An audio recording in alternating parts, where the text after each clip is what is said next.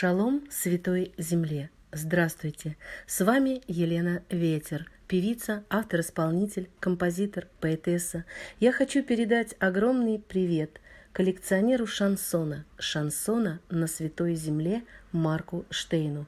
Я очень рада, что мое творчество, мой вольный ветер, благодаря Марку долетели и до Святой Земли. Я хочу пожелать ему развития, успехов. Он творит благое, он доносит песни, написанные от души к душе. Пусть так и будет. Любви вам, счастья, благополучия и здоровья. С вами Елена Ветер.